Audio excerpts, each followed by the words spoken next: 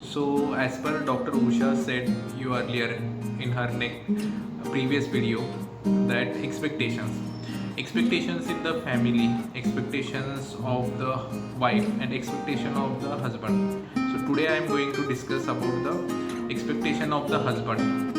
So basically, अगर शादी होती है तो जैसे कि डॉक्टर उषा ने बोला कि शादी के बाद एक new family member add on हो जाता है, तो हर एक जन के एक्सपेक्टेशंस अलग रहते हैं। जैसे कि माँ बाप के एक्सपेक्टेशन अलग रहते हैं, भाई बहनों के एक्सपेक्टेशंस अलग रहते हैं, वो जो नई लड़की अपने घर में आती है उसके एक्सपेक्टेशंस अलग रहते हैं। तो हर एक घर में एक सिचुएशन अलग अलग क्रिएट हो जाती है।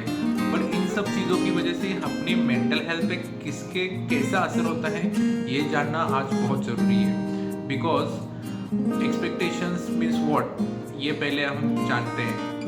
हम किसी चीज़ को, अगर हमको वो चीज़ चाहिए होती है या फिर हम सोचते हैं कि ये चीज़ वो व्यक्ति हमारे लिए करे या हमारे मन के हिसाब से चले, तो वो एक चीज़ रहती है कि उसको बोलते हैं हम एक्सपेक्टेशंस, कि मैं आपसे एक्सपेक्ट करता हूँ कि आप मेरे लिए ये चीज़ करो या ये चीज़ नहीं करो।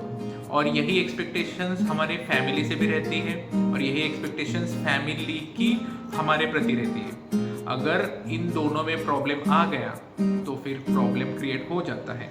सो बेसिकली जब हम एक्सपेक्टेशंस करते हैं तो यही इम्पॉर्टेंट चीज़ है। और हमारे पेशेंट्स में हमने बहुत यही चीज़ें देखी है कि क्या होता है कि माँ बाप भाई बहनों बोलते हैं कि अरे तू शादी के बाद बदल गया, तू पहले जैसा नहीं रहे, हम जो एक्सपेक्ट करते थे उस हिसाब से तू नहीं अभी बिहेव करता है।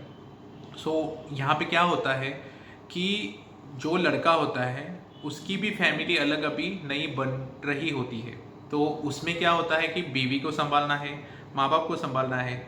अभी जो एक्सपेक्टेशंस है वो थोड़ा डाइवर्सिफाई होंगे, लेकिन यहाँ पे फैमिली को भी समझना चाहिए कि उसकी नई शादी हुई है, वो लड़का अपना खुद का जॉब या बिजनेस संभाल के अपनी फैमिली को भी देख रहा है, उसके साथ उसको नए मेहमान आए हैं उसको भी टाइम देना है। और वो जो नई लड़की आई है या वही जो वाइफ जो आई है उसको भी एडजस्ट करने में थोड़ा टाइम लगता है।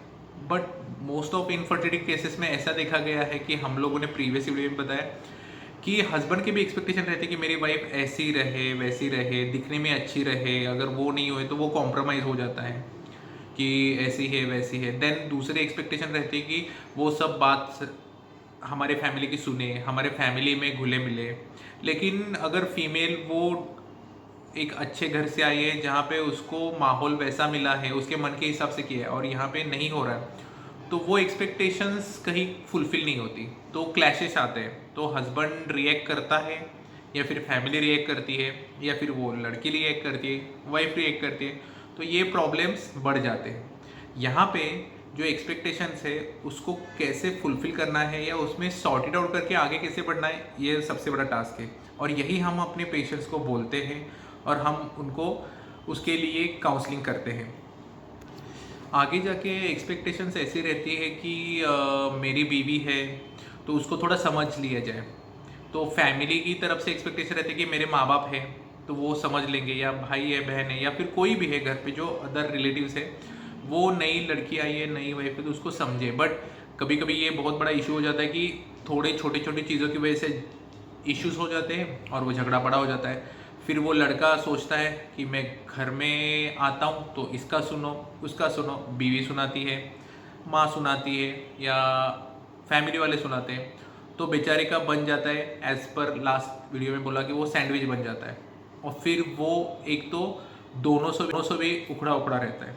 सो लाइफ में अभी हमने देखा है कि ऐसे पेशेंट्स को खुद बाहर बताने में भी प्रॉब्लम है, अंदर रखने में भी प्रॉब्लम है, और इसकी वजह से एडिक्शन चालू हो सकते हैं। या फिर फ्रेंड से शेयरिंग हुआ तो उसमें वो लोग बहुत इमोशनली टूट जाते हैं, तो अटैचमेंट जो रहता है वो अटैचमेंट बहुत कम हो जाता है। तो वाइफ को लेके, फैमिली को लेके अटैचमेंट कम हो जाता है बिकॉज वो रिएक्ट नहीं कर पाते। और इन सभी चीज़ों की वजह से, ये एक्सपेक्टेशंस की व्यू की वजह से ये चक्र में अटक जाता है।